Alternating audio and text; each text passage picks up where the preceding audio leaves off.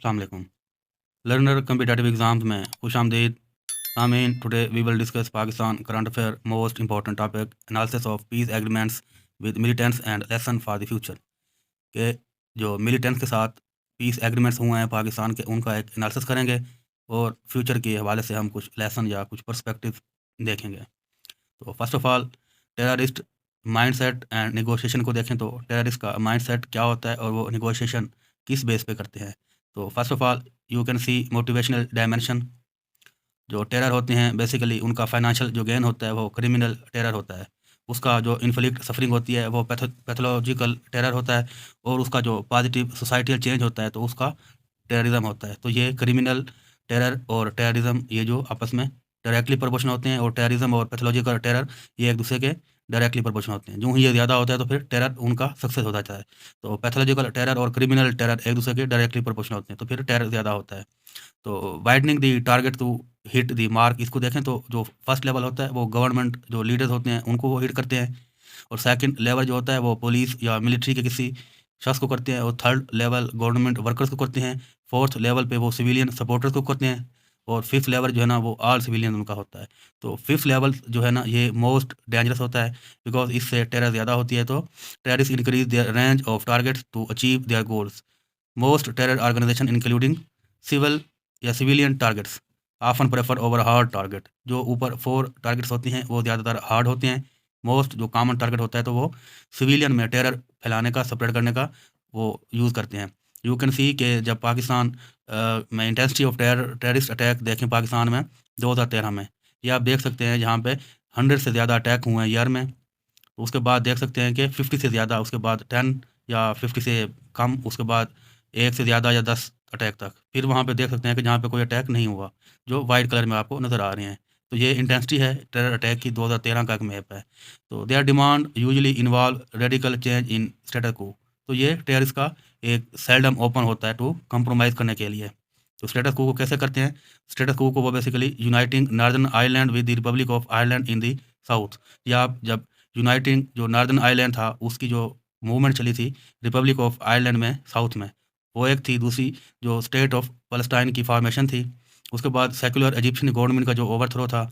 उसके बाद Islamic state थी आईएसआईएस में इराक, और removal of western influence Iraq या सीरिया में आप देखें जहाँ पे दाश एक बनी थी। तो टीटीपी वांट्स शरिया इन पाकिस्तान। तो टीटीपी का मकसद है कि पाकिस्तान में शरिया नाफिज हो। तो इसके अलावा रिस्पॉन्डिंग देखें तो रिस्पॉन्डिंग टू टेररिस्ट डिमांड्स, तो जो प्रायोरिटाइज लिस्ट होती है उनमें सबसे पहले डिप्लोमेसी आती है जब भी पॉसिबल हो। बट अगर डिप्लोमेसी पॉसिबल ना हो तो unlikely to work in most situation.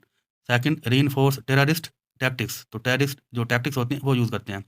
Second number पे आता है अंडरमाइन टेररिस्ट सपोर्ट। उसमें डायरेक्ट फिजिकल कन्फ्रंटेशन भी आता है। उसमें फिर हंट आता है या किल आता है। हंटिंग करते हैं या किल करते हैं या न्यूट्रलाइज करते हैं ब्रीडिंग ग्राउंड को, या फिर टारगेट करते हैं सिंपथाइजर एंड अबेटर, जो उनको सिंपथी देते हैं उनको टारगेट करते हैं। 4 नंबर पे आता है temper media coverage.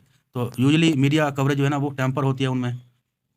Temper media coverage को देखें तो media are mostly unwilling allies of the terrorist. तो ये विलिंग नहीं होता कि वो टेररिस्ट को कवर करे। तो media need to self censor coverage and not just push the most sensationalistic story. तो जो सेंशल बनाते हैं स्टोरीज, तो वो ऐसे नहीं बनाते जिससे सनसनीखेज स्टोरी बनाते हैं। तो पहले वो confirm story and factual information इकट्ठी करते हैं, फिर present clear and balance perspective. तो कंसीडर इम्पैक्ट ऑफ कवरेज, वो ये देखते हैं कि इस कवरेज का इम्पैक्ट क्या होगा। मोस्टली टेम्पर मीडिया, और जैसे हिकमतुल्ला था was very fond of media coverage. जो हिकमुल्ला था वो बेसिकली मीडिया कवरेज का बहुत ज़्यादा शौकीन था। और इसके बाद निगोशिएट कैसे करते हैं, निगोशिएशन कैसे होती हैं विद गवर्नमेंट या स्टेट के साथ। तो ये देखते हैं कि निगोशिएशन जब पेरिस के साथ होती हैं तो वो कुछ अपनी डेमोक्रेसीज को आउट क्लास कर देती हैं, उसमें आउट लॉज होते हैं। पास में तो यही देखा गया है। तो providing legitimacy to terrorist and undermining the democratic spirit. तो येट न्यूमेरस एस्टेब्लिश डेमोक्रेसी जो हैं दुनिया की, उन्होंने कन्फ्रंटेड विद टेररिज्म, उन्होंने टेररिज्म को कन्फ्रंट किया है। Negotiated with the terrorism, negotiate भी किया है। तो ये दोनों पॉसिबिलिटी होती हैं कि निगोशिएट भी करना है, उनको सामना भी करना है। तो निगोशिएशन होती हैं between the government and the red bridge in Italy. आप ये इटली की एग्जांपल देख सकते हैं, जो वहाँ पे वो ऑर्गेनाइजेशन थी, जो ब्रिज रेड ब्रिज था, तो उसने भी ये उन्होंने भी की थी। उसके बाद LTTE इन श्रीलंका, जो कि तमिलनाडु की एक एग्जांपल है, इसमें देख सकते हैं इन्होंने भी निगोशिएशन की थी। इसके बाद IRA UK में, उन्होंने भी ये इसमें नेगोशिएशन की थी। PLO जो पैलेस्टाइन की है, उन्होंने भी इसराइल के साथ नेगोशिएशन की थी। तो TTP जो पाकिस्तान की है, वो भी यही चाहती है कि इनके साथ नेगोशिएशन की जाए। तो पाकिस्तान स्टेट भी यही चाहती है। तो बहरहाल कुछ इनकी जो नेगोशिएशन हुई हैं, जिनमें हम आगे जाके इस वीडियो में देखते हैं। इसके बाद MNLF है, जो कि फिलिपाइन में वर्क करती है, उनके साथ भी उनकी स्टेट या गवर्नमेंट ने नेगोशिएशंस की हैं, जो कि खातिर खा पॉजिटिव लाई। तो 2 टाइप होती हैं नेगोशिएशन पार्टनर की। फर्स्ट ऑफ ऑल जो कन्फ्रंटेशंस होते हैं, या जिसे रिलीजियस कहते हैं, बहुत ज़्यादा हार्श किस्म के होते हैं। They believe more in terror than in negotiation, जैसे तहरीक तालिबान पाकिस्तान है। दूसरे होते हैं अकोमोडेशन, वो प्रोवाइड करते हैं या पॉलिटिकल बेस्ड होते हैं, जैसे कि वो बिलीव करते हैं कि उनका कोई जो उनका प्रिंसिपल, उनका जो है, जो उनकी आइडियोलॉजी है, उनकी जो बात उन्होंने मनवानी है, वो कॉन्फ्लिक्ट से बचें और गिव एंड टेक वाली पॉलिसी पे फॉलो करें। तो IRA है जैसे, और फ़लस्तीन की जो ऑर्गेनाइजेशन थी PLO, इन्होंने भी गिव एंड टेक वाली पॉलिसी अपनाई हुई थी। इसके बाद स्पॉन्सर देखते हैं टेररिस्ट के। तो नॉर्मली जो मिलिटेंट ऑर्गेनाइजेशन होती हैं, उनको स्पॉन्सर जो है ना फॉरेन पावर्स होती हैं। तो अथॉरिटी होती है ऑर्गेनाइजेशन की, वो डिपेंड करती है उनकी कमिटमेंट जो होती है किसी स्टेट के साथ। तो अगर ऑर्गेनाइजेशन जो exerting its authority by itself, then its sponsoring state. अगर तो वो उनकी अथॉरिटी उनकी अपनी है, तो वो स्पॉन्सरिंग स्टेट के साथ होती है। नेगोशिएशन उनका रिजल्ट ओरिएंटेड होता है और सीरियस होती है, या इनके उलट भी हो सकता है। तो इसके अलावा टाइमिंग देखें नेगोशिएशन की, तो टाइमिंग नेगोशिएशन की क्या होती हैं। तो कोई भी टेररिस्ट जो ग्रुप होता है, may be at the verge of defeat ना सक्सेस, वो कामयाब भी हो सकता है, वो नाकाम भी हो सकता है। इसलिए जो ऑप्टिमल या स्ट्रेटेजिक पॉइंट होता है, तो वो बहुत वैल्यू रखता है उनके लिए। अगर कम्प्लेक्स एडमिनिस्ट्रेटिव स्ट्रक्चर देखें टेररिज्म का, जो कि हिट एरियाज़ का है, तो वो आप इसमें देख सकते हैं। पाकिस्तान की एग्जाम्पल हैं, तो ट्राइबल एरियाज थे, जो कि एक्स फाटा था या खैबर पख्तूनख्वा है, उसमें जो कम्प्लेक्स और डाइवर्स एडमिनिस्ट्रेटिव स्ट्रक्चर है, वो 7 ट्राइबल एजेंसीज में था, जो कि एक्स फाटा में था, और 6 फ्रंटायर रीजन से, या 6 प्रोविंशियली एडमिनिस्ट्रेटेड ट्राइबल एरिया, जिसे पाटा के नाम से जाना जाता है, वो डिस्ट्रिक्ट थे, या 3 पाटा इनक्लेव से, या 18 सेटल्ड डिस्ट्रिक्ट, या 1 हाइब्रिड एरिया, जिसे मालाकंड एजेंसी कहते हैं। तो इनमें ये कम्प्लेक्स स्ट्रक्चर था। आप इस मैप में देख सकते हैं कि इनका कम्प्लेक्स स्ट्रक्चर कैसे वर्क करता था। इसके बाद ये अफ़गानिस्तान 1880 में, जब अब्दुर्रहमान के दौर की ये एक मैप है, अफ़गानिस्तान और पाकिस्तान। इसमें आप देख सकते हैं कि जो अफ़गानिस्तान है, उसकी सरहदें कहाँ तक आती हैं। उसके बाद ये आप इसमें देख सकते हैं कि जब अफ़गानिस्तान जो एक्सपायरेशन होगी ड्यूरेंट लाइन की 1993 में, उन्होंने कहा था कि 100 ईयर बाद ये जो एक्सपायर हो गई है, तो आप देखें कि ये कहाँ तक आता है। इसके बाद ये आप देख सकते हैं इस मैप में कि जो ड्यूरेंट लाइन थी, एक्चुअल ड्यूरेंट लाइन 1893 की, वो कहाँ से कहाँ तक है। तो ये रोला डाल रहे होते हैं अफ़गानिस्तान वाले, या मोस्टली जो खैबर पख्तूनख्वा या पश्तून जो रेसिस्ट हैं या टेररिस्ट ऑर्गेनाइजेशन लाइक हैं, तो वो यही कहते हैं, उनका यही जो मुकदमा है कि हमें ग्रेटर पश्तूनिस्तान चाहिए, या हम अफ़गानिस्तान के साथ मुल्का होना चाहते हैं। तो ये आप देख सकते हैं कि नॉर्थ वज़ीरिस्तान या साउथ वज़ीरिस्तान जो ट्राइबल एरियाज़ हैं, वो कहाँ तक हैं। पहले जो मैप में मैंने दिखाया है कि उसमें पेशावर इंक्लूडेड था इन अफ़गानिस्तान। तो उसके बाद जब ड्यूरल लाइन बनी, तो पेशावर पाकिस्तान में इंक्लूड हो गया। तो वो इसी ड्यूरल लाइन पे जो है ना रोला डालते हैं। अच्छा, इसके बाद मेटा स्टेटस होती है मिलिटेंसी की। तो मिलिटेंसी बेसिकली किसी भी स्टेट या कंडीशन की जो कम्बेटिव या डिस्पोज होती है, कि उससे फाइट कैसे करनी है, वो ये रेफर करती है। बेसिकली एक्टिव जो चैंपियन होती है किसी भी काज की या यकीन की, वो भी यही बताती है कि मिलिटेंसी कितनी पावरफुल है। जो मिलिटेंट होते हैं, वो जो वेरिंग ग्रुप हैं, जो लड़ाका ग्रुप होते हैं, उनके मेंबर्स होते हैं। इसके बाद मेटा स्टेसिस में जो रीजन होते हैं ड्यूरल लाइन के साथ में, जो रीजन है पाक अफगान बॉर्डर में, वो भी ये बताते हैं कि टेररिस्ट जो दिस लैंड है, तो मिलिटेंसी है spread from this region into various direction. तो मैनिफेस्टिंग द फॉलोइंग पैटर्न। कौन सा? लोकल नेशनल होता है, जिसमें आप फाटा को देख सकते हैं, पाटा को देख सकते हैं, और उसमें सेटल डिस्ट्रिक्ट्स को जो हैं वो देख सकते हैं। इसके अलावा ट्रांस नेशनल या रीजनल होते हैं, जिनमें आप तालिबान, अफगानिस्तान तालिबान जो हैं, उनको देख सकते हैं कि वो सेंचुरी हैं ट्राइबल एरियाज़ के, जहाँ से वो आते हैं या रिकवर होते हैं, आप समझ लें। उसके अलावा अपने रेवेन्यू को जो रिप्लेनिश करते हैं और रिक्रूट करते हैं नए अपने जो मुजाहिदीन होते हैं, या जो वो उनको अफगानिस्तान में फिर उनको इन्फिल्ट्रेट करते हैं विंटर सीजन में। तो अफगानिस्तान में जो इंसर्जेंसी है, वो बेसिकली पाकिस्तान की ग्रेट, आप समझ लें कि रिपरकंशन की वजह से होती है, और ये 3 फ्रंट से ऑपरेट होती है।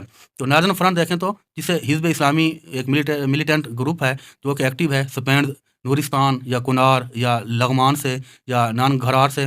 तो ये पाकिस्तान के जो अफगानिस्तान के प्रोविंस हैं, उनके पार से पाकिस्तान के बॉर्डर के साथ ये अपनी कार्रवाइयाँ करते हैं। दूसरा है सेंट्रल फ्रंट, जिनमें आप समझ लें कि कुछ फॉरेन फाइटर हैं, जो कि अफगान प्रोविंस जो खोस्ट है, पख्तिया है या पख्तिका है, उसमें बाजोर एरिया पाकिस्तान में, वो अपनी कार्रवाइयाँ करते हैं। तो साउदर्न फ्रंट है तीसरा, जिसमें मोस्टली अफगान तालिबान होते हैं, जो कि हेलमंद, कंधार, ज़बूल या युरुगजान जो प्रोविंसेस हैं अफगानिस्तान के, वो पाकिस्तान के बलोचिस्तान के पार्ट पे अपनी कार्रवाइयाँ करते हैं। इसके बाद इंटरनेशनल डायमेंशन को देखें, जो कि एपी सेंटर रहा है। तो बेसिकली जो मिलिटेंट हैं पाकिस्तान के बॉर्डर में, वो बेसिकली इंटरनेशनल टेररिस्ट अटैक या प्लॉट्स के वो होते हैं, जिसमें जुलाई 2005 में बम्बिंग हुई थी लंदन में। आप इसकी एग्जांपल देख सकते हैं। 2008 तक जो नंबर ऑफ फॉरेन फाइटर्स थे, वो ट्राइबल एरियाज़ में एस्टिमेटेड थे 500 से 600। तो रिसेंट जो एस्टिमेटेड है नंबर फाटा में, वो 3500 से 5000 2014 में रहा है। तो इससे ये आप जो ये मिलिटेंट होते हैं, ये अपनी जो लोकेशन है वो चेंज करते रहते हैं, ताकि वहाँ पे यूएस की जो ड्रोन स्ट्राइक्स होती हैं या मिलिट्री ऑपरेशन होते हैं जो पाकिस्तान आर्मी के, उनसे ज़रा बचा जा सके।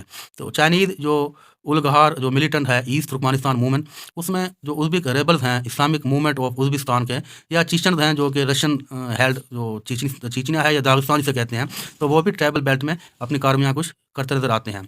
तो इसके बाद military operation and piece agreement को देखें कि पाकिस्तान ने मिलिट्री ऑपरेशन कौन से किए हैं और पीस एग्रीमेंट्स कौन कौन से हुए हैं। तो इन पीस एग्रीमेंट में सबसे पहले आता है शकाई एग्रीमेंट। तो शकाई एग्रीमेंट जो था, बेसिकली शकाई एग्रीमेंट, तो शकाई में ये हुआ था। The most important thing I would like to add is that we are also Pakistani soldier too. तो ये शकाई एग्रीमेंट था। इसके बारे में डिटेल देखते हैं। तो ये पीस एग्रीमेंट साइन हुआ था, प्रो तालिबान मिलिटेंट थे जिनमें शकाई एग्रीमेंट हुआ था। वो गवर्नमेंट ने नेक मोहम्मद और उसके मिलिटेंट जो कमांडर थे, वो शकाई जो कि साउथ वजीरिस्तान में है, मार्च 27, 2004 को ये साइन किया था। तो नेक जो बेसिकली क्रिस्मेटिक आप समझ लें कि ये है, लीडर है, वो बैटल हार्डन कमांडर भी रहा है तालिबान का, और उसने चीफ ऑफ उज़्बेक मिलिटेंट जो ताहिर यल्दो केव था, उसमें मिलिट्री ऑपरेशन के साथ उसने मुआहदा भी किया हुआ था। तो मेन जो क्लासेस थी एग्रीमेंट्स की, वो आप इसमें देख सकते हैं कि गवर्नमेंट जो जितने भी इंडिविजुअल को उन्होंने कैद किया हुआ है, वो सबको रिहा करेगी। उसके बाद गवर्नमेंट जो है ना, जो कंपनसेशन हुई है, उनकी कैजुअलिटीज़ हुई हैं, डेथ्स हुई हैं, उनकी पे करेगी। और गवर्नमेंट उनकी जो कोलेटरल डैमेज हुआ है, जिसकी वजह से जो उन्होंने ऑपरेशन किया, उनका भी पे करेगी।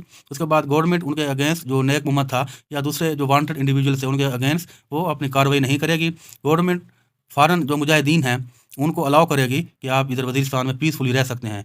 और लोकल मुजाहिदीन जो है ना, would not resort to any action against the land and government of Pakistan. उसके बाद मुजाहिदीन ने वज़ीरिस्तान जो हैं, फाइटर फ्रॉम वज़ीरिस्तान, वो would not take part in any action in Afghanistan. वो अफगानिस्तान में कोई एक्शन नहीं करेंगे। तो ये शकाई एग्रीमेंट के इंपॉर्टेंट जो पॉइंट्स है वो थे। इसके बाद फैट ऑफ एग्रीमेंट को देखें तो पीस अकर्ड जब फेल हुआ था, क्योंकि जो डिसएग्रीमेंट हुआ था over registration of foreigner with the authorities. तो अथॉरिटीज़ ने वहाँ पे कुछ फॉरनर को रजिस्टर किया था।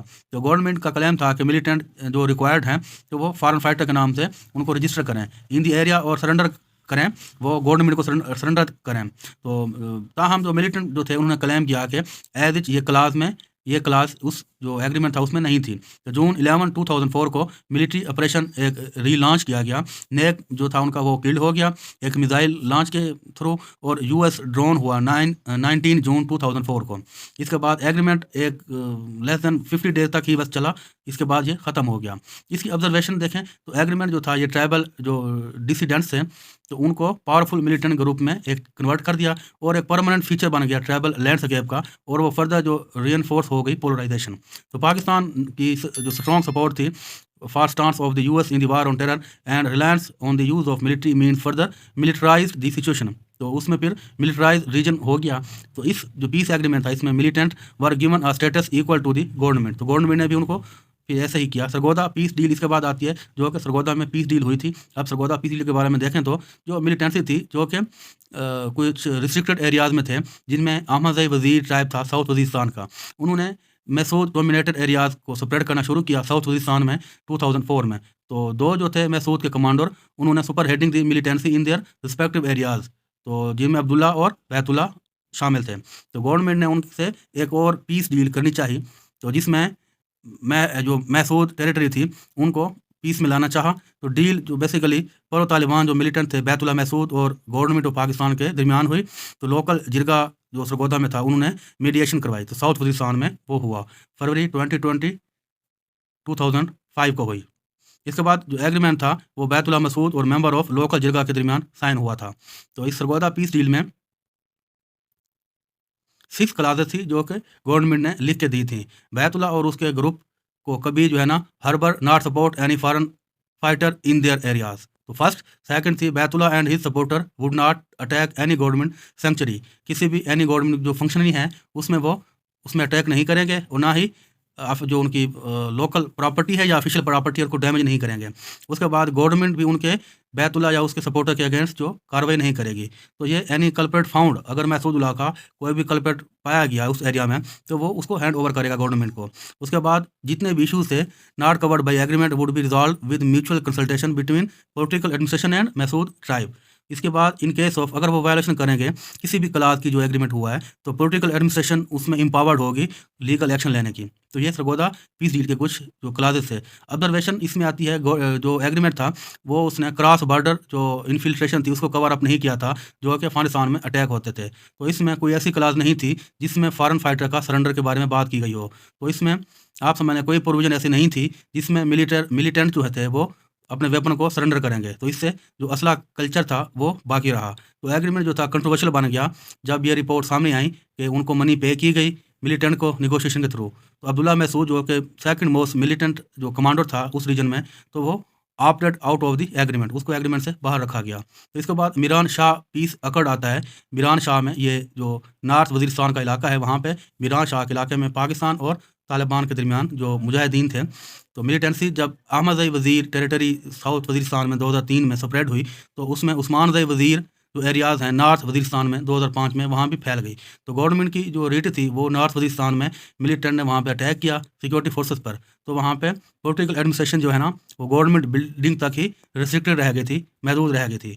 तो कॉस्ट ऑफ जो मिलिट्री ऑप्शन था तो वो बेसिकली जो बेनिफिट्स थे government opted for a 16 point peace deal, 16 point की पीस डील थी मिलिटेंट्स के साथ जो कि नॉर्थ वजीरिस्तान ऑन सितंबर 5, 2006 को हुई थी। अब इस जो अंडरटेकन था उस्मान जई वज़ीर उसमें लोकल तालिबान भी थे, रिलीजियस लीडर भी थे, उसमें एल्डर्स एंड ट्राइब्स भी थे जिनमें आप देखें कि कुछ there would be no attack on law enforcement personnel and government property, there would be no target killing भी नहीं होगी और कोई पैरेलल एडमिनिस्ट्रेशन भी नहीं इस्टेब्लिश होगी उस एरिया में जो कि FCR को जो फ्रंटायर क्राइम रेगुलेशन है उसको टारगेट कर सके।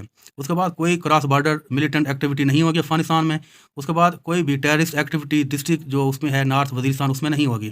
तो all foreigner residing in north Waziristan would either leave Pakistan और remain peaceful according to prevailing law.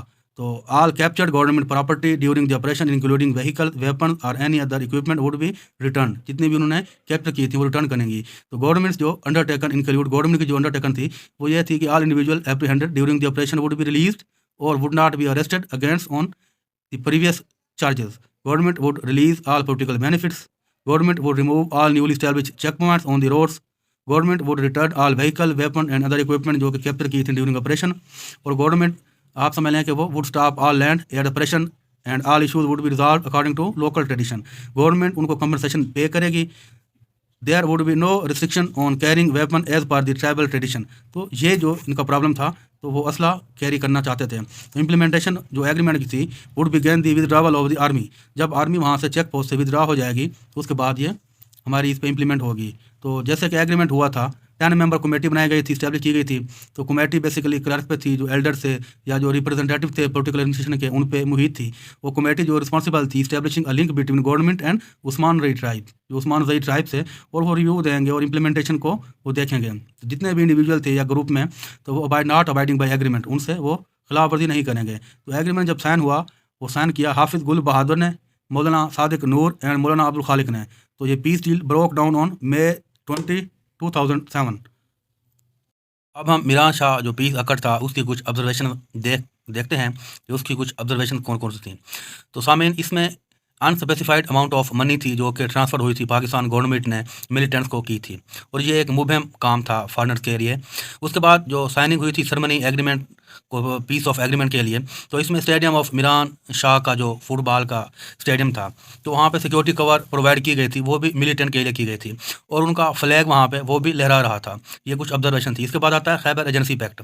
तो ये खैबर एजेंसी पैक्ट को देखते हैं कि खैबर एजेंसी पैक्ट जो था ये इंसर्जेंसी इनक्यूबेटेड एंड मैच्योर्ड इन वजीरिस्तान। तो वजीरिस्तान के इलाके में जो ये इंसर्जेंसी थी या मिलिटेंसी थी खैबर एजेंसी में, ragging in on Deobandi Barelvi fault line for several years.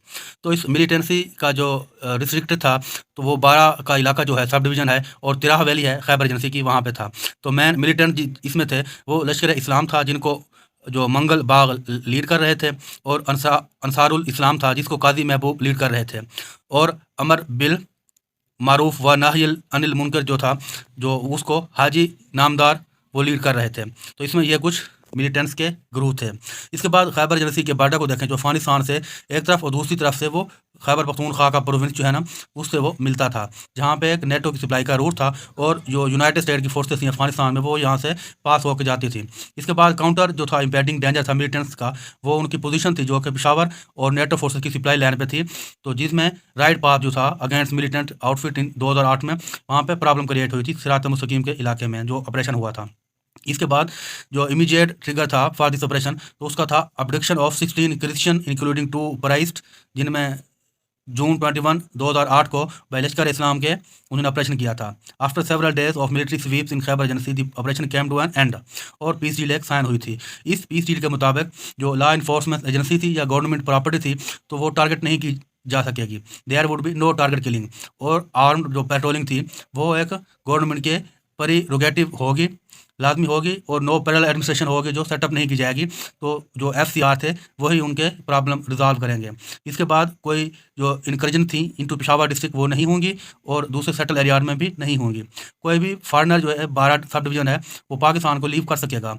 Government official and law enforcement personnel would not be threaten, उनको थ्रेट नहीं किया जाएगा।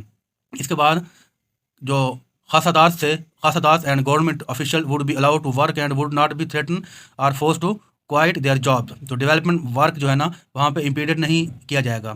तो ट्रेनिंग कैंप नहीं लगेंगे जहाँ जो कि पाकिस्तान के अगेंस्ट वर्क करेंगे। और उसमें display of unlicensed weapon government office and 12 बाजार वुड बी बैंड, तो वो भी बैन हो गया। तो no propaganda against Pakistan and its institution, तो प्रोपागंडा नहीं होगा और हैवी वेपन अलाउ नहीं होंगे ट्राइबल टेरिटरीज में। तो इसमें भी कुछ ऑब्जर्वेशन हैं, उनको देख लेते हैं। जो लश्कर इस्लाम का लीडर था मंगोल बा, उसने एलिज किया कि aim of the operation was to please the US, कि इसका मकसद ये था कि US को सिर्फ खुश करना था। इसकी जो टाइमिंग थी ऑपरेशन की वो सिग्निफिकेंट थी इस हवाले से कि इसमें प्राइम मिनिस्टर जो अपकमिंग विजिट था US का, जो US उसने जाना था। और मंगल बाग ने यह भी इंसिस्ट किया कि उसकी स्ट्रगल जो क्रिमिनल एलिमेंट हैं 12 में उसके खिलाफ जारी रहेगी। On the day of peace deal, जिस दिन ये पीस डील हुई, 5 frontier cause personal were killed, 5 जो FCR के आदमी थे उनको किल कर दिया गया और 3 वाउंडेड इन खैबर जनसी। उसके बाद आता है सवात एग्रीमेंट। ये सवात का आप मैप देख सकते हैं कि सवात में एक और एग्रीमेंट हुआ था पीस के लिए। तो फर्स्ट पीस डील हुई थी सवात में जो कि अप्रैल 2008 को हुई थी अवामी नेशनल पार्टी जो प्रोविंशियल गवर्नमेंट की थी उनके दरमियान और फॉलोअर्स ऑफ द TNSM के दरमियान, जो कि जिनको लीड करते थे सूफी मोहम्मद TNSM को। तो as per the agreement government ने उनका मुस्लिम के right of every Muslim to peacefully work for the enforcement of sharia, ये एक्सेप्ट किया था कि आप इस अपनी शरिया के मुताबिक वर्क पीसफुली वर्क कर सकेंगे। और जो TNSM थी वो dissociated itself from the element attacking the security forces and फतवा वाज इशूड, जो सिक्योरिटी फोर्सेस पे पहले अटैक होते रहे हैं। तो TNSM ने उससे आप समझ लें कि उससे इनकार कर दिया कि ये उन्होंने नहीं किया था और फतवा जो है ना उनके खिलाफ दे दिया गया कि जो भी उनको टारगेट करेगा तो उनके खिलाफ एक्शन लिया जाएगा। और जो TNSM था वो renewed its pledge to support the state institution के साथ वो सपोर्ट करेंगे। और एग्रीमेंट अपने रिलीज़ ऑफ सूफी मोहम्मद जब रिलीज़ हुआ उसके साथ ये कंप्लीट हो गया, जो कि जेल में थे फरवरी 2002 से, तो उनको रिहा कर दिया। इसमें सेकंड सवात जो पीस एग्रीमेंट था वो भी मई 21 2008 को सवात मिलिटेंट ऑपरेशन जो कि जिनको कमांड कर रहे थे फजलुल्लाह और अवामी नेशनल पार्टी जो गवर्नमेंट थी KP में, उनका 6 पॉइंट जो उनमें था 6 पॉइंट एजेंडा था उसको तय पा गया। तो फर्स्ट जो राउंड थे उसके वो चकधारा में हुए मई 9 को, जिनमें दोनों ने सीज फायर पे एग्री किया। सेकंड डे जो मई 13 था। तो इसके बाद सवात एग्रीमेंट की कुछ ऑब्जर्वेशन हैं। इसकी एग्रीमेंट फेल हुआ था to mention anything about Taliban commander Fazlullah और whether he had been granted amnesty, तो उनको एमनेस्टी दी जाएगी या नहीं। तो हार्डकोर जहादी जो एलिमेंट थे जैसे जैश ए मोहम्मद थी या नॉन लोकल मिलिटेंट थे mostly from Punjab started violating the agreement, तो ऑलमोस्ट उन्होंने एग्रीमेंट की वायोलेशन स्टार्ट कर दी और अपना शरिया कोड जो सवात में था उसको इस्टेब्लिश कर दिया। As many as 400 Swat policeman resigned after the peace deal, तो इस पीस डील के बाद 400 सवात पुलिसमैन ने रिजाइन कर दिया क्योंकि उनको डर था कि अटैक फिर होंगे मिलिटेंट के थ्रू। तो Pakistan agrees 1 month complete cease fire with local Taliban militant. तो गवर्नमेंट ऑफ पाकिस्तान और जो तहरीक तालिबान थी उन्होंने एक कंप्लीट सीज फायर का ये एक अंदिया दिया था जो कि पाकिस्तान इंफॉर्मेशन मिनिस्टर फवाद चौधरी ने अपने स्टेटमेंट में कहा था। तो नवंबर 8 2021 तो ये पाकिस्तान और लोकल तालिबान जो मिलिटेंट थे वो 1 मंथ सीज फायर पॉलिसी पे एक्सटेंड हो गए। तो तालिबान तहरीक तालिबान पाकिस्तान अगर देखें तो after the Taliban Afghanistan take over की क्या कंडीशन रही है, तो अफगान तालिबान और पाकिस्तान जो तालिबान थे जिसे टीटीपी कहते थे, तो उनकी लॉन्ग है डीप रूटेड रिलेशन आपस में हैं। तो जब जिस दिन वो पाकिस्तान तालिबान ने खुशी मनाई, जिस दिन अफगानिस्तान तालिबान ने टेक ओवर किया था, तो टीटीपी एक मिलिटेंट ग्रुप था जिसने ऑफिशियली उनको सेलिब्रेट किया, ना सिर्फ सेलिब्रेट किया बल्कि उनको मुबारकबाद भी दी। तो एक स्टेटमेंट में जो कि अगस्त 17, 2021 में दी, टीटीपी ने यह डिक्लेयर किया कि तालिबान का रिटर्न जो गवर्नमेंट में रिटर्न हुआ है, ग्रेट विक्ट्री फॉर द जिहादी प्रोजेक्ट। तो अफगान तालिबान लीडरशिप ने पब्लिकली डिस्करेज किया इस की मेंबरशिप को, जो कि वार अगेंस्ट पाकिस्तान स्टेट के हो गए, उनको रिजेक्ट किया कि हम उनको साथ नहीं देंगे। तो इसके बाद आप करंट में देखें तो टीटीपी जो रिसर्जेंस हो रही है उसकी क्या सिग्निफिकेंस है। तो after math of the Taliban taking control of Afghanistan 4 की डेवलपमेंट हुई हैं जो कि टीटीपी इंश्योर करती हैं कि उनकी रिसर्जेंस हो गई है। और ये 4 कौन सी हैं? सबसे पहले तो मर्जर्स है, जितनी भी पाकिस्तान लेड या पाकिस्तान की तालिबान तहरीक तालिबान पाकिस्तान की जितनी भी दूसरी पार्टी थी मुजाहिदीन की, वो मर्ज हो गई हैं और उन्होंने एक सेंट्रलाइज स्ट्रक्चर डेवलप कर लिया है। उन्होंने सीख लिया है कि अफगान तालिबान ने सेंट्रलाइज स्ट्रक्चर बना के कैसे अफगानिस्तान पे टेक ओवर किया है। तो पहला तो मर्जर हो गया है, सारी छोटी छोटी पार्टीज मिल के एक जो है ना स्ट्रॉन्ग पार्टी बनाना चाहते हैं, उनका स्ट्रक्चर जो है ना सेंट्रलाइज होगा और ऑपरेशन एक्टिविटी जो है ना वो ग्रोइंग शुरू हो गई है और मीडिया और प्रोपेगेंडा ऑपरेशन से वो मज़ीद मजबूत हो गए हैं। ये 4 मेन पॉइंट्स हैं। तो नेगोशिएशन पाकिस्तान गवर्नमेंट के साथ देखें तो तालिबान जब से अफगानिस्तान में पावर में आए हैं अगस्त 2021 में, पाकिस्तान गवर्नमेंट ने अप्रोच किया है तालिबान को ताकि पीस जो नेगोशिएशन है तालिबान के साथ, जो तहरीक तालिबान पाकिस्तान उनके साथ उनको फैसिलिटेट किया जा सके। तो समर ऑफ 2022 में सिग्निफिकेंट प्रोग्रेस हुई थी नेगोशिएशन में, मगर they allowed after US drone strike kill al Qaeda, जिसमें उनका अमीर एमानुल ज़ाहरवी जो अफगान कैपिटल काबुल में था, तो जुलाई 31,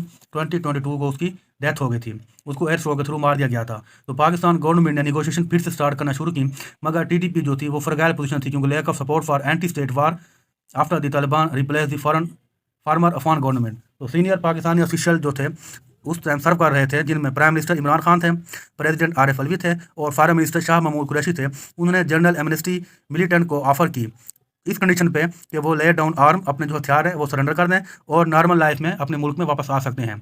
तो टीटीपी ने ये रिजेक्ट कर दिया ऑफर और ये कहा कि पाकिस्तान में जब तक शरिया ला नाफिज नहीं होगा वो अपने हथियार नहीं डालेंगे। और अप्रैल 2022 में टीटीपी ने क्लेम किया कि 54 अटैक्स हुए हैं जो कि न्यू रिकॉर्ड बन चुके हैं। रिटेलिएशन में उसी वीक में पाकिस्तान सिक्योरिटी फोर्सेस ने cross border attacks into Afghanistan against TTP and operation against them inside Pakistan में भी किए और अफगानिस्तान के टेरिटरी पर भी ऑपरेशन स्टार्ट किए। इन टेंशन के बावजूद टीटीपी ने नेगोशिएशन पाकिस्तानी गवर्नमेंट के साथ स्टार्ट जारी रखी और अनाउंस किया कि यूनिलैटरल सीज फायर जो मई 2022 में था, क्योंकि अफगान तालिबान जो उनको प्रेशर कर रहे थे कि जो ट्रस्ट बिल्ड करने अपने पीस नेगोशिएशन में।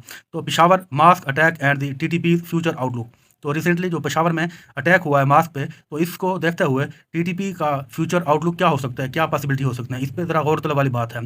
जैसे कि जनवरी 24, 2022 में पाकिस्तान ने एक सीक्रेट डेलीगेशन भेजा था अफगानिस्तान में अपने पड़ोसी मुल्क में कि वो तहरीक तालिबान पाकिस्तान से टॉक्स करे as part of effort to revive peace effort with the militant group. जैसे कि RFE या RL रेडियो मशाल ने ये खबर दी थी। इसके बाद स्टॉक होल्डर पीस एग्रीमेंट में देखें तो पाकिस्तान गवर्नमेंट है, मिलिटेंट्स हैं और यूएस या अफगान गवर्नमेंट है। तो पाकिस्तान ऐसे है कि पाकिस्तान अगर टॉक स्टार्ट करता है तो मिलिटेंट्स उसमें इन्वॉल्व होने चाहिए। उसके अलावा यूएस तो अब नहीं रहा, मगर अफगानिस्तान उसमें इन्वॉल्व होना चाहिए, जिनमें आजकल अफगान तालिबान है। अगर डिफरेंट स्टॉक होल्डर के व्यूज़ देखें तो मिलिटेंट के क्या व्यूज़ हैं इसमें। एवरी टाइम जो पीस एग्रीमेंट होता है is eight hand, US drone strike tribal areas पे स्टार्ट हो जाती हैं। पाकिस्तान आर्मी जो वाशिंगटन की वार है वो फाइट कर रही थी और अपने ही लोगों को मार रही थी, मासूम लोगों को। मुजाहिदीन जो थे उन्होंने अपना जहाज यूएस लेड फोर्सेस या नेटो के अगेंस्ट अफगानिस्तान में और पाकिस्तान में अगर ज़रूरत पड़ी तो वहाँ पे भी जारी रखेगा। ये थे मिलिटेंट्स के। आप यूएस को देखें तो यूएस एनालिस्ट जो है ना वो पीस डील को एक टैक्टिकल मूव समझते हैं by militant to gain advantage from the government without changing their violent ways. तो यूएस जो है ना ये पीस डील के हक में कभी भी नहीं रहा है। तो सीज फायर जो होती रही है जिसे पैरेलल सिस्टम ऑफ गवर्नमेंट कहते हैं, जो कि शरिया कोर्ट, टैक्सेशन या रिक्रूटमेंट ऑफ मिलिटेंट अपनी पॉलिसी के हिसाब से, तो ये उनको टाइम मिल जाता है। तो पीस डील पाकिस्तान के साथ जो इंस्टीट्यूशन के साथ या इंसर्जेंसी जहाँ पे होती है तो वो उनको एक बैरियर के तौर पे देखते हैं। जो पीस अकर्ड होते हैं वो कभी भी वायलेंस को रिड्यूस नहीं कर सकते, क्योंकि वार को ख़त्म करने के लिए एक वार की ज़रूरत हमेशा होती है। तो पाकिस्तानी गवर्नमेंट ने जो टास्क की थी harder stand against al Qaeda to please US. The US and a more permissive posture with the Taliban, who in turn worked with other militant group to attack US-led coalition forces in Afghanistan. तो पाकिस्तान की जो policy थी good Taliban या bad Taliban, तो ये US के interest के बिल्कुल अपोजिट में थी। इसके बाद पाकिस्तान का व्यू देखते हैं तो जो प्रोलॉन्ग पाकिस्तानी डिफेंस कंसर्न थे वो basically Indian hegemony, not to permit development of pressure which would threaten retention of nuclear weapon by Pakistan or retention of leverage over political development in Afghanistan and to have a pro-Pakistani government in the country। वो ये देखते हैं पाकिस्तान ने 1,20,000 forces deploy की थी militant को ख़त्म करने के लिए, जिसके कंपेयर आप देखें तो नेटो या ISAF की फोर्सेस 50,000 थी अफगानिस्तान में। तो पाकिस्तान ने 680 जो पेट्रोलिंग पोस्ट थी वो इस्टेब्लिश की थी, जबकि अफगानिस्तान में सिर्फ 69 पोस्ट थी बॉर्डर के दौरान। पाकिस्तानी सिक्योरिटी फोर्सेस को ज़्यादा कैजुअलिटी उठानी पड़ी है दैन दी 40 नेशन, जो कि 40 नेशन नेटो की थी अक्रॉस द बॉर्डर। तो US was interested in eliminating only Arab fighters in the region. तो यूएस की जो ड्रोन थी उन्होंने एक्शन जो है ना पाकिस्तानी तालिबान के खिलाफ नहीं लिया, वो सिर्फ अपने उसामा या उनको मारने के चक्कर में थी। तो ड्रॉबैक देखें पास्ट एग्रीमेंट के जो हुए हैं, सबसे पहले मिलिट्री बाई एयर्स। तो डिसीजन जो था पीस एग्रीमेंट का वो ट्राइबल एरियाज़ में ही बनाया गया था उनकी मिलिट्री के लिए। तो बेसिक फ्लाज उसमें एग्रीमेंट में, जैसे कि अहमद जई वज़ीर या महसूद एरियाज़ में ये थे कि मिलिट्री और मिलिटेंट के दरमियान जो मेनली एरियाज़ थे जिन्हें एरियाज़ ऑफ कंसर्न कहा जाता है मिलिट्री के लिए, तो वहाँ पे जो है ना सिक्योरिटी फोर्सेस पर अटैक करना था, उसी की बात हुई थी। तो इसके बदले में जो मिलिटेंट थे उन्होंने free hand in the area offer किया। इस एग्रीमेंट के हवाले से इक्वल स्टेटस मिलिटेंट को मिला जैसे कि गवर्नमेंट या स्टेट को मिला था। The government ने further undermined its position by signing the pact in the quarters of the militants, which, according to the tribal tradition of Nanawate, meant that the government was responsible for the entire crisis। तो ये इसके बाद erosion of local tribal and administrative sector को देखें तो local जो tribal था या एडमिनिस्ट्रेटिव था वो बिल्कुल ख़त्म हो चुका था, जिसमें आप देखते हैं कि जितने भी एग्रीमेंट हुए हैं मिलिट्री में, तो वहाँ पे मिलिटेंट थे वो को-ऑप्टेड थे अदर गवर्नमेंट इंस्टीट्यूशन के, जो कि कन्विंसिंगली गुड होते हैं। उसके बाद नेगोशिएशन को देखें तो पोजीशन ऑफ वीकनेस को, जैसे कि मीरान शाह एग्रीमेंट जो कि 2006 में साइन हुआ था, उसमें ट्राइबल मिलिटेंट थे नॉर्थ वजीस्तान में, जो कि वेरी वीक पोजीशन थी उनकी, और मिलिट्री ने अपना जो वोकेटिंग चेक पोस्ट थी वो स्टार्ट की थी even before the agreement was inked. जब एग्रीमेंट नहीं हुआ था उससे पहले ही मिलिट्री ने अपने ऑपरेशन स्टार्ट कर दिए थे या अपनी जो चेक पोस्ट थी वो खाली करना शुरू कर दी थी। इसके बाद जो एग्रीमेंट का टेक्स्ट था वो बेसिकली टेस्ट मनी थी जो फैक्ट की, तो वो डिमांड करता था lot of government in exchange for militant. तो वहाँ पे जो अटैक होते हैं मिलिट्री इंस्टॉलमेंट पे वो स्टॉप हो जाएंगे। इस एग्रीमेंट के साइन होने के बाद मिलिटेंट और मिलिट्री के दरमियान जो है ना एक अपीजमेंट हुआ रेदर देन पीस। तो शकाई एग्रीमेंट भी एक फर्स्ट स्टेप जो है ना स्लिपी लॉस का एक वो स्टार्ट हुआ।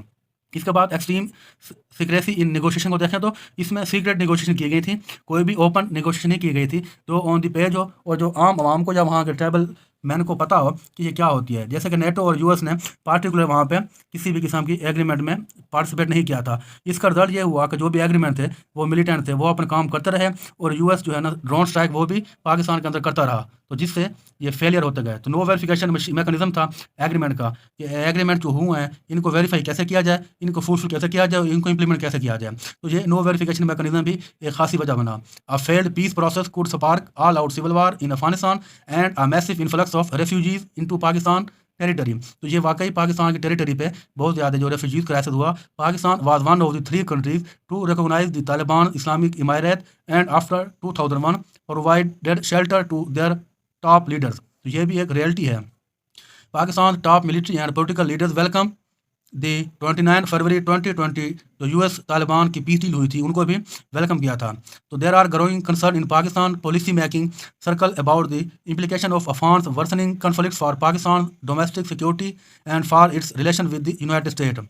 उसके बाद फ्यूचर स्ट्रेटजी को देखें तो कुछ फैक्टर्स हैं जिनको कंसीडर करने की ज़रूरत है कि फ्यूचर हमारा कैसा होना चाहिए किसी भी एग्रीमेंट को जो ट्राइबल एरियाज के साथ हमने साइन करनी है। In most of the previous agreement government ने नेगोशिएशन की थी from a position of weakness के तौर पे, जो कि डिमांड करती थी too little the offering and too much, बहुत ज़्यादा डिमांड करती थी। एनी फ्यूचर एग्रीमेंट जो फ्यूचर में हम एग्रीमेंट करेंगे साइन करेंगे कभी भी, तो वो पोजीशन ऑफ स्ट्रेंथ की बेस पे होगा। गवर्नमेंट को चाहिए कि मिलिटेंट को would fear a breakdown of talks as much as the government does, जैसे गवर्नमेंट टास्क करे वैसे ही उनको सोचना चाहिए। तो लोकल ट्राइब है borne the brunt of collapse of the so called peace agreement were not involve in the agreement. इसके अलावा एक glance at past agreement in Waziristan, जैसे कि वजीरिस्तान में पास्ट एग्रीमेंट हुआ है उसको मद्देनजर रखते हुए फ्यूचर की स्ट्रेटजी भी वैसे ही बनानी चाहिए। और जैसे प्रीवियस डील थी मिलिटेंट्स के साथ, जिसमें स्वात एग्रीमेंट के अलावा सारे के सारे with were hammered out under the umbrella of dictator, जो डिक्टेटर थी उस रिजीम में हुआ है, तो वहाँ पे पॉलिटिकल फोर्सेस को बहुत कम थी। तो आजकल पॉलिटिकल फोर्सेस को इन्वॉल्व होना चाहिए। तो मिलिट्री जो प्रेजेंस है सिविलियन एरियाज में, जो कि मैग्नेट है फॉर द मिलिटेंट, तो इनको भी कंट्रोल करना चाहिए, जो कि एक्स फाटा KP की जो बाउंड्री में है। There should be an independent structure होना चाहिए और मैकेनिज्म होना चाहिए जो कि डिसआर्म और demobilise the militant and reintegrate them into society। एक मैकेनिज्म होना चाहिए holistic approach for the viable peace। Any peace deal in future would be short lived for the context in which violence is perpetrated remain unchanged। तो peace deal जो है ना sign होनी चाहिए दोनों पार्टियों से, जो कि टाइम को भी गेन करे, only resume fighting a few month later. तो कंप्रिहेंसिव पीस अकॉर्ड होना चाहिए, उनमें कुछ स्टेप लेने चाहिए जिसमें government requires strong action, government को स्ट्रॉन्ग एक्शन लेना चाहिए जो कि क्रिमिनल एलिमेंट्स हैं। और peace can be tenuous at best in any area where human right जहाँ पे वायोलेट होते हैं, जैसे कि एक्स फाटा का रीजन है। इंसर्जेंसी अफगानिस्तान में कुछ वजूहत से होती है, जैसे कि जुलजाई ट्राइब हैं साउदर्न अफगानिस्तान में जो कि मेन सपोर्ट करते हैं तालिबान को, वहाँ पे उनको फोकस करना चाहिए। FATA should be integrated into mainland, ये तो अभी हो चुका है मगर फिर भी वहाँ पे रिफॉर्म की बहुत ज़्यादा ज़रूरत है। रिसेंटली आपने सवात में या फाटा में आपने ये टेंशन देखी होगी। उसके बाद जो हायर जुडिशरी की रिट है उसको चैलेंज नहीं होना चाहिए, और पावर ऑफ प्रेसिडेंट अंडर जो आर्टिकल 246 है या 247 है कॉन्स्टिट्यूशन की respect to FATA given to the parliament. तो ये पार्लियामेंट में ये तय भी हो गया है आफ्टर द 26 जो हमारी अमेंडमेंट हुई है कॉन्स्टिट्यूशन में। तो इसके बाद पाकिस्तान ने इसको KP में मर्ज कर दिया है।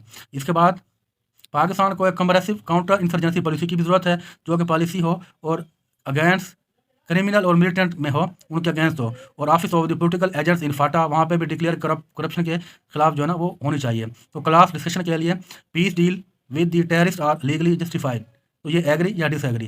तो सामीन ये अपने इसमें इसको सॉल्व कीजिएगा, अपनी राय का यहाँ पे कमेंट में कीजिएगा। इंशाल्लाह नेक्स्ट वीडियो में फिर मिलते हैं, तब तक अपना ख्याल रखिएगा। अल्लाह हाफिज़।